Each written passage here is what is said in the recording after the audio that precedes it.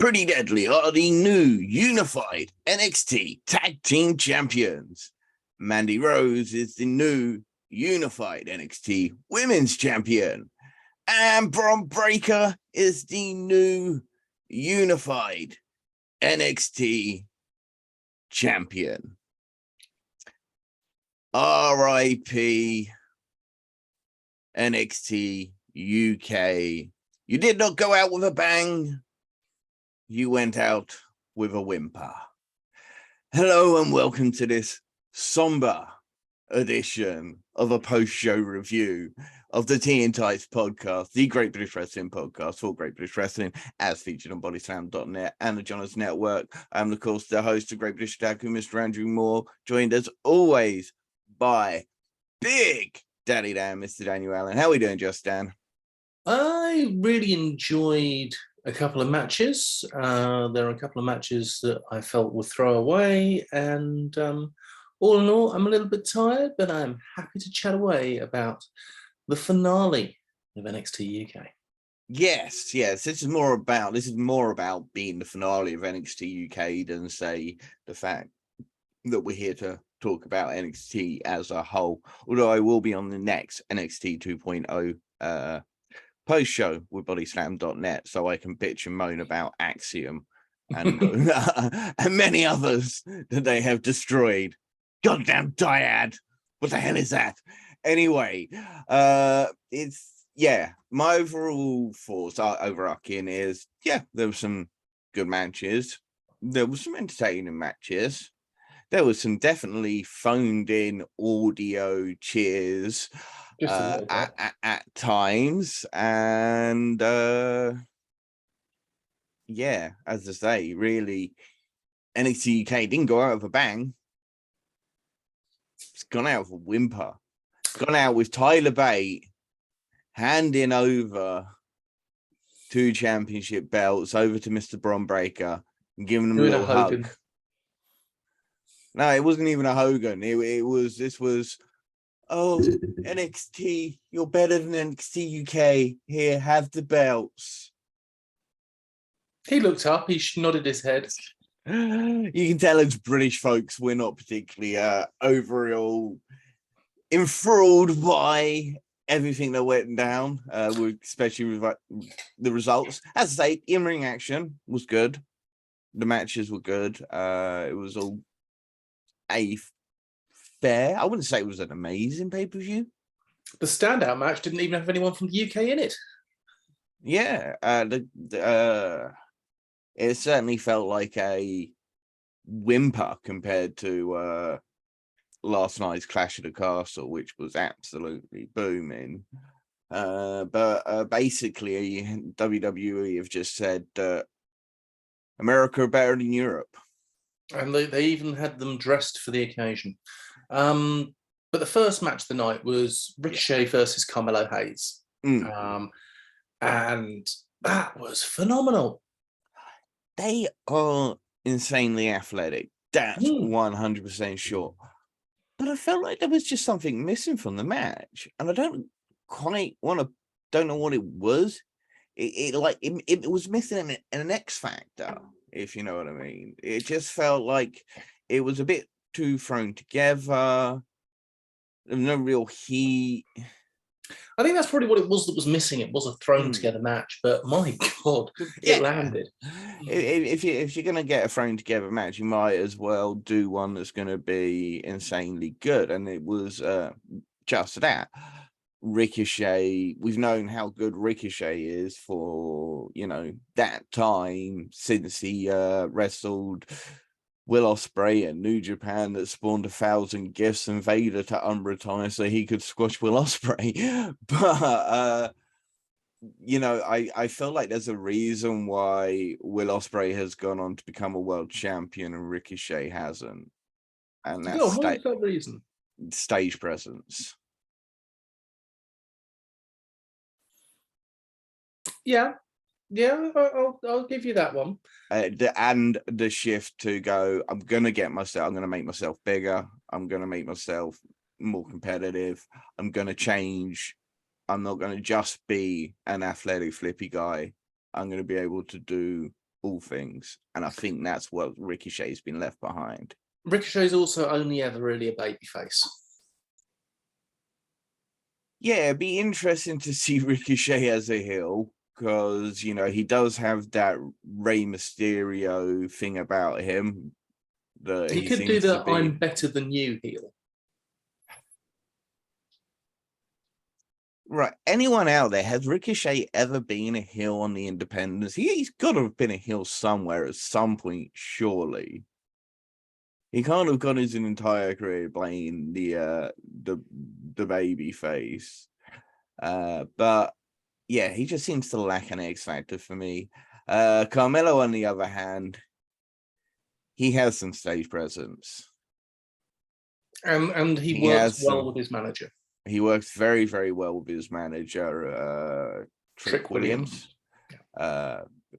They seem to be really cohesive. He seems to be very supportive of him. And he does what every good manager should do. And that's he's out the way when you don't need him there. And keep his man winning.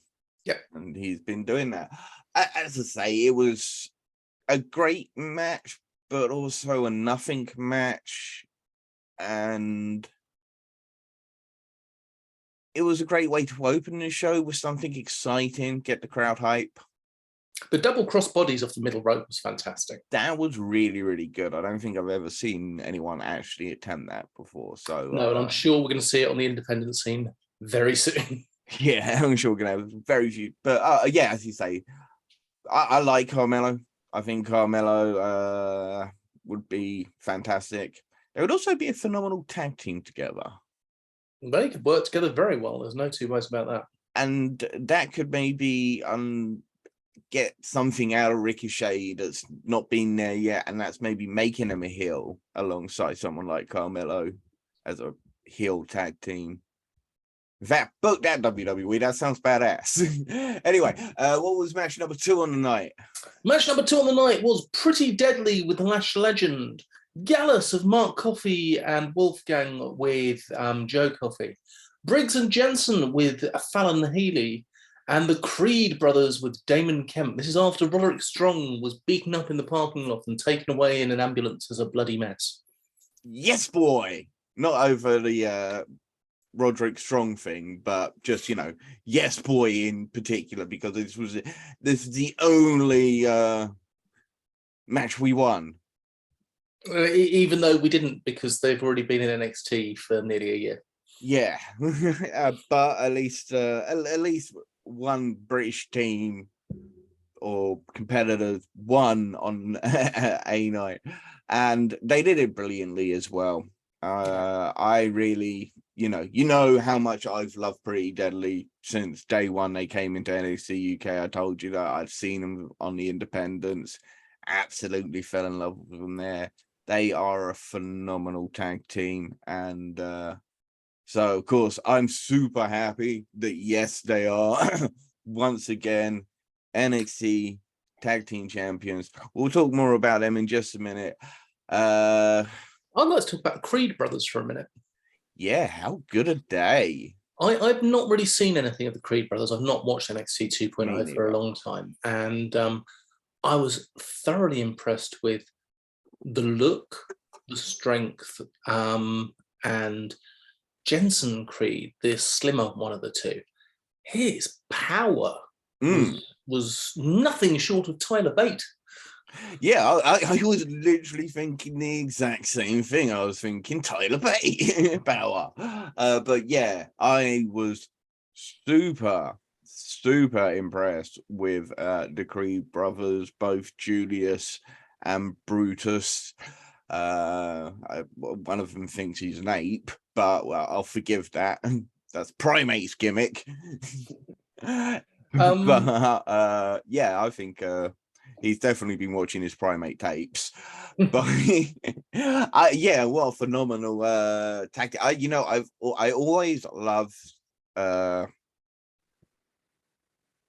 true amateur wrestlers in wrestling. Mm-hmm. So they really tick my boxes. You know, I was a big fan of the Steiners back in the day. Kurt Angle, who I honestly believe is the greatest wrestler to have ever wrestled, and guys like Shelton Benjamin, Charlie Haas, the American Alpha, were phenomenal. Even the whatever they are now, I can't remember their tag. Yeah, the team Otis and the other guy from American Alpha, Gable. Yeah, I think, I still really like them. I like Angelo Dawkins as part of a thing. I love amateur wrestlers in wrestling, so I'm really, really big on these. What do you make of Gallus? Oh, sorry. Gallus, it's funny enough, that's exactly what I was about to talk about. Gallus didn't get their chance to shine. Wolfgang got completely outpowered by one of the Creeds, and Mark was collateral damage. Yeah, I think it possibly looked like Wolfgang may have took a knock to the head at one point as well, an off-placed hit. The match really, really, really quickly degenerated, and I don't think anybody who was pinned at the times today were probably legal tag teams at the time. It literally fell apart that quickly. But yeah, as you say, Gallus, they just seem like an absolute non-factor in that. Then you factor in the fact that they go off and they fight backstage with Brooks and Jensen, and it's a 3-on-2 situation, yet they're not absolutely dominating them. Yeah, this led to a referee bump, which then led to Damon Kemp turning on his Diamond Mine brethren and smacking Brutus with a chair, allowing Kit, was it? Oh, don't ask me about their new names. Allowing Pretty Deadly to get the pin. Is it Elton Presley or Elton Prince and Kit something? Anyway, they won. They won. And Lash Legend was conspicuous by their absence. Yeah, I honestly, for me, my money, I've said it. I think they're probably the best tag team in the business today. They have such amazing chemistry together. They seem to know exactly where they need to be every time they're in the ring. Young Bucks chemistry for not being brothers, if you like. I'd love to see these guys against the ones that are, FDR and the Bucks. I think Deadly. Whichever the one, I don't know, whoever was, I think it was Lewis Howley, the one with blonde hair beforehand. He has real potential to be a breakaway solo superstar as well. He has great size, fantastic look. I could see him as WWE champion at some point. I could see him doing a modern Triple H, a hunter. Yeah, very much so. He's got all the attributes to be a fantastic competitor, solo or in tag team. And it'll be interesting to see. Yeah, as I say, I think he could be 100% could be a future WWE champion. Not that Sam Stokely's any slouch himself. Again, big boy. It was a great match. I'm glad the NXT UK ish guys got at least 1 point on the board. So, hooray! Now, the next match I found frustrating. The next match was for the unification for the Women's Championship match. Meiko Satomura versus Blair Davenport versus Mandy Rose. Right. Number one thing. Mandy Rose has improved tenfold since the last time I ever saw her in the ring. I agree with that. I said the same thing about Liv Morgan yesterday as well, actually. They seem to have gone leaps and bounds. If you're starting from 1 and get to 10, and you're taking on 2 people that are in the 80s or 90s, you are going to look like you are standing out somewhat, because she was definitely the third wheel. Yeah, I'd say so. She certainly seemed to be the one that quite sometimes didn't know where she needed to be at times, maybe. I wouldn't say that. It's just she didn't have any of the technical acumen of the other two. The other two were doing a lot of pure wrestling. Well, yeah, she's always been a power-based competitor because she is phenomenally powerful. She looks fantastic. But she's up against Blair Davenport, who is much bigger and much stronger. She could pull that card against Meiko Satomura, but against the two of them, I just genuinely felt that A, she shouldn't have won, and B, she was the weakest part of the three. Yeah, I think, I thought about it a lot, and I think Meiko really should have been the person to unify these titles. And just based on seniority, veteran, superstar, amazing, deserves it, needs to, because time's not on her side like it is for Mandy and Blair. So it would have been nice for her to have, for Meiko to have this big swan-in moment of being the first unified NXT Women's Champion. Now, did you wince every time you saw when Blair did off the steps the double back stomp and then onto the thing, and then when she was pulled off the turnbuckle at one point and she landed straight down, I was like, oh no. Another little thing was that they're building up how American Mandy is. What car was she in, Andy? I have no idea. She was in a Bentley. She was in a British car. But yes, her outfit was yeehaw, American Pie. Yeah, it was very, very American. Even the sunglasses with the stars and stripes. God, what was it? That actually, yeah, there was the one match where you had that one dude trying and just one person out of all of them, just no one joined in with him. Like, seriously, dude, we're past that. Let's talk about chance for a minute, because this was the first one where I was fairly sure that there was some very pumped in chants, because Satomura was not going to get the applause that she got.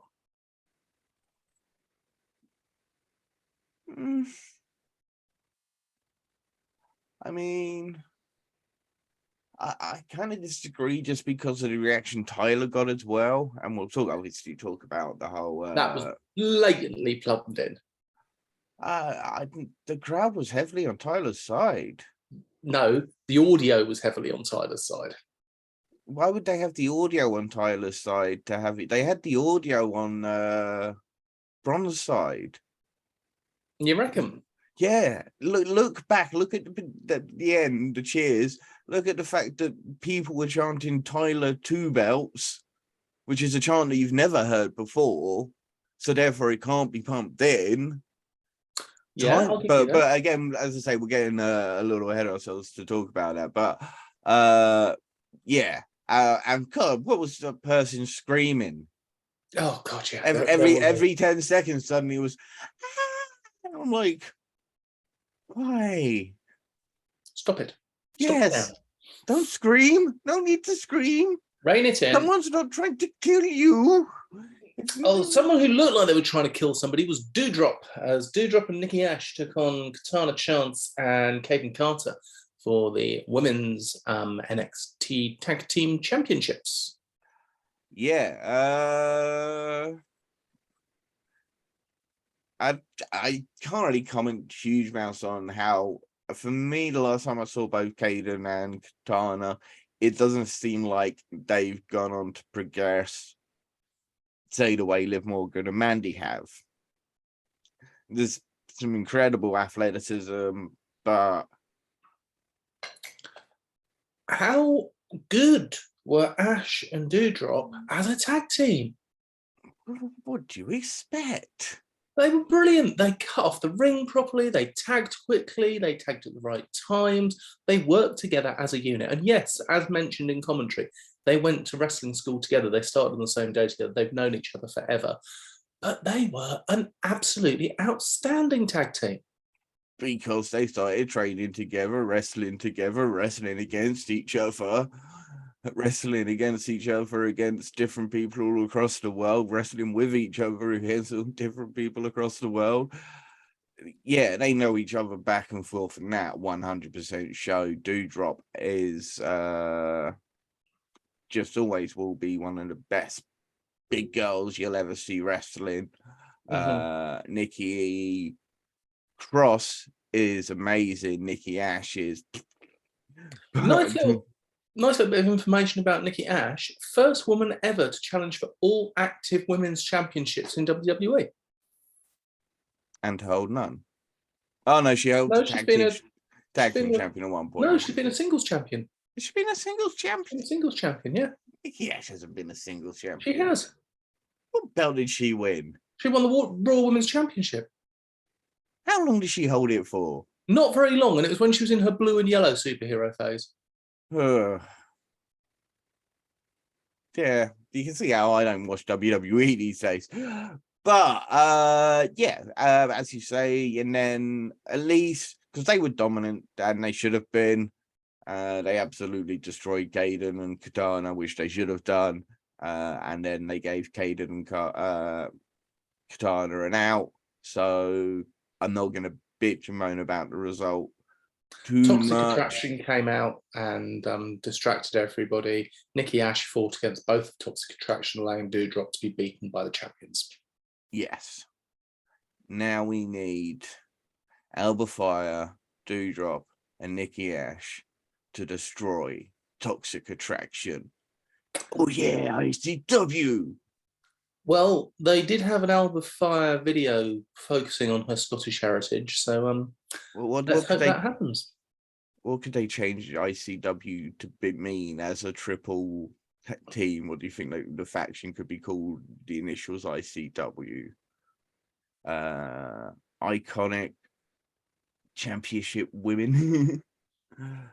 Something wonderful, I'm sure. I'm sure we can think of something. When we do the Brit Rest Roundup, I want an ICW name acronym for the three girls. I'll come up with one as well. Wonder if you know we'll probably come back with the exact same thing. But yeah, I think that would be they gave him an out. It was a decent way to finish it. I got it. Infamous Celtic Women. I love it. You won. I'm not gonna beat it. Infamous Celtic Women. ICW are gonna destroy Toxic Attraction. That sounds brilliant. Book it, WWE. What was next? What was it? It was the championship match. It was championship match itself, was it? It was. Okay. It was 17 minutes long.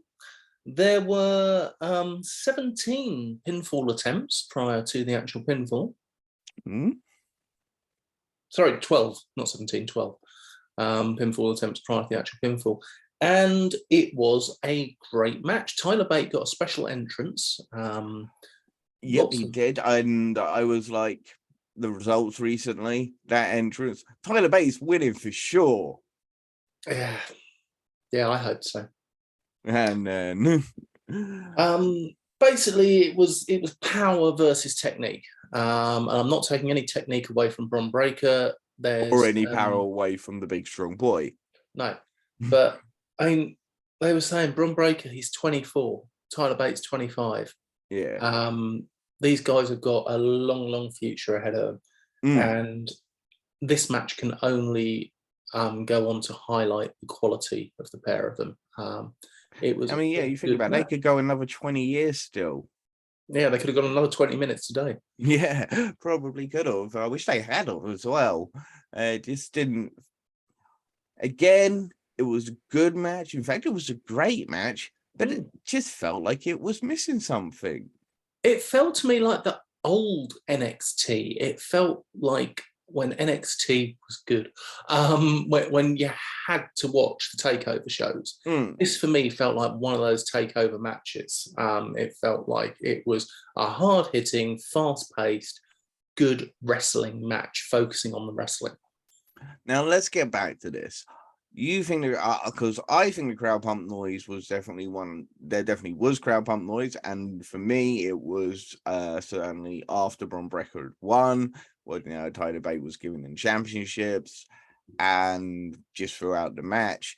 Because for me, when you could actually hear the crowd properly, the crowd was behind Tyler. The crowd wanted Tyler to win. The crowd did not want Bron Breakker to win.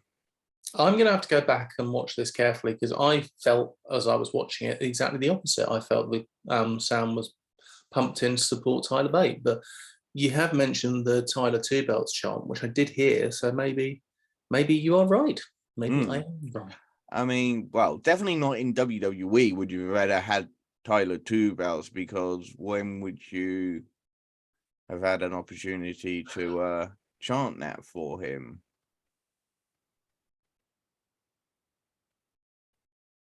And it's not something I don't think I would have even really heard around the independent scene.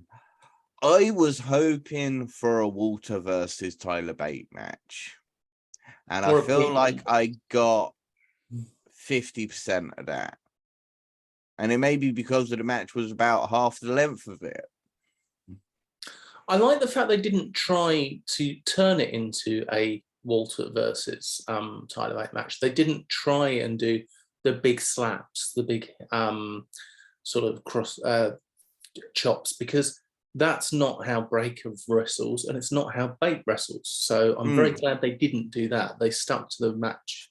For me, this type of match, you needed Tyler Bate to be the underdog and to battle his way similar to the way he did Walter. I'm not saying the match has to be laid out the way, but they had it as this is a very fair matchup. And on the record, yeah, 100% kind of is, but they should have fought it like Bron was the bigger, badder guy. But I guess they just didn't want to go down that route, and for that reason it kind of lacked any real heat, because it was just like, oh, we're a friendly competitive match. Because of that, Bron hasn't come out of it with anything special. Yeah, he's come out as the unified champion, but he hasn't come out better than he went in. Tyler Bate, if he had won, would have come out better than when he went in. It would have been a bigger deal. But with Breakker winning it, he hasn't come out with anything special. Yeah, I also feel like Breakker, it seems like he's been around in NXT for a while now, and as champ in NXT for a while now. I would have thought it was time to move him on and bring in the new blood of the NXT UK bunch, and Tyler Bate is the guy to herald in a new generation of NXT 3.0 and NXT 3 UK. But it's just, they should have done a British invasion. Yeah, they should have got the Grizzled Young Veterans back. They should have got Pretty Deadly involved. They should have done a true British invasion. Yeah. They also should have given us Tyler Bate versus Pete Dunne yesterday for the NXT UK Championship, and have Tyler Bate get that win and then lose that title, because he went on to become the two-time champion and nothing. It's like he never it's almost like he never went on to become NXT two-time champion. Maybe we'll be lucky and your idea of bringing back rounds match championship will come and Tyler will become the king of the rounds matches. Well, quick rant, because we saw Axiom, a goddamn Power Ranger A-Kid, angry, one of the best wrestlers in the world. He's getting to wrestle on a bigger stage, so don't be angry. No, he's not getting to wrestle on a bigger stage, is he though? Well, Axiom is. Yeah, some dude behind an absolutely blank mask. I mean, look, I'm not saying A-Kid had the most character-drawn face in the world, but just a mask, and they're going to have a 2 out of 3 Falls match between Nathan Fraser and Axiom. And yeah, it should have been someone like A-Kid versus Carmelo Haynes to open the show, and it should have been A-Kid going on to become NXT US champion or something, because A.H is better. But A-Kid had already left. No, A.H just missing somewhere. Apparently that's not A-Kid. Even though he's dressed exactly like A-Kid was dressed, you know, when he was in his street clothes. And has a very similar hand tattoo. And speaks exactly like him. And Nathan Fraser was his friend, and they had a couple of matches, and they were awesome, by the way. You should go check them out on the WWE, the network. And so, look, with this being said, I am fully 100% deleting the WWE network from my drive, and I never want to hear of it again. I am also actually getting rid of my network. I can watch Progress on demand. I can watch ICW on demand. There's As far as literally WWE goes, I'll give it a go when it comes to, well, I'll do what I used to always do. I'll get it for the Royal Rumble. I'll keep it till WrestleMania. Yeah, that's pretty much what I do. So with that said, everyone just remember. Whoa, whoa, whoa, whoa, whoa, whoa, whoa, Whoa, whoa, whoa, whoa, whoa, whoa, whoa. We didn't give our sugars. Oh, 0. Wow, that's harsh. Ah, I mean, okay, I thought okay, yeah. That's just that's just the negative Brit in me. Okay. Seriously, let's think about this. the best match was Ricochet and Carmelo Hayes, and for me, that was a 4 sugar match. If Everything else was meh, so I think I'm going to give 2.5. If I'm gonna take away my Britishness 100%, just forget the fact that I'm British and I'm not even an American. I'm just some person who's watched this as a wrestling fan. It was a good opening match, exciting and thrilling. Tag team fell apart, but it was a car wrestling cage match, crash match, whatever you want to call them, car crash. Women's match was I'm gonna 2.5 sugars. 2.5. It was an average pay-per-view with 2 good matches. Yeah. RIP NXT UK. As I said at the beginning of the show, it did not go out with a bang. It went out with a whimper. And with that said, just remember, don't feed the trolls.